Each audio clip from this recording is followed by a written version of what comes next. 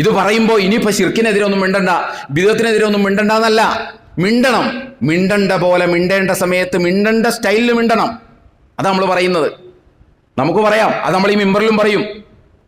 പക്ഷേ അപ്പോഴും നമ്മളൊരു മാന്യമായ രീതി. നമ്മളൊരു കാര്യം മനസ്സിലാക്കേണ്ടത്, എത്ര കടുത്ത വിയോജിപ്പുണ്ടെങ്കിലും വിയോജിപ്പിന് ഒരു അന്തസ്സുള്ള ഭാഷ സ്വീകരിക്കണം. നമ്മൾ ഏത് സംഘടനയിലും ആകട്ടെ, കുറച്ച് പേര് ജമാഅത്ത് ഇസ്ലാമിലുണ്ടാകും, മുജാഹിദിലുണ്ടാകും, തബ്ലീഗ് ജമാഅത്തിലുണ്ടാകും, അതുപോലെ തന്നെ സമസ്തയിലുണ്ടാകും, ആകാം. അവരവർക്ക് സത്യബോധ്യമെന്ന് വിചാരിക്കുന്ന കാര്യത്തിൽ നിൽക്കാം. പക്ഷെ നിൽക്കുമ്പോൾ ഒരു കാര്യം മനസ്സിലാക്കേണ്ടതൊന്നും പഠിച്ചിട്ടും അറിഞ്ഞിട്ടും ഒക്കെ വേണം നിൽക്കാൻ. അത്രേ ഉള്ളൂ. നിൽക്കുന്നത് ഏതെങ്കിലും സംഘടനയിൽ നിൽക്കുന്നത് ഞാൻ എപ്പോഴും പറഞ്ഞിട്ടുണ്ട്, നല്ലതാണ്. കാരണം ഒരു അതിരടയാളമൊക്കെ നമുക്ക് നല്ലതാണ്.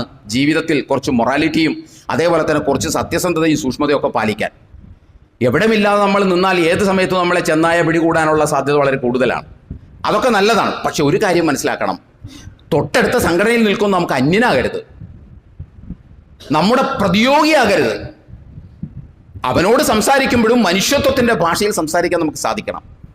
അവനോട് വിയോജിക്കുമ്പോഴും പ്രതിപക്ഷ ബഹുമാനത്തോടു കൂടി വിയോജിക്കാൻ നമുക്ക് സാധിക്കണം. അതാണ് സത്യവിശ്വാസിയുടെ സംസ്കാരം എന്ന് പറയുന്നത്. അതാണ് ഖുർആൻ പഠിപ്പിക്കുന്നത്.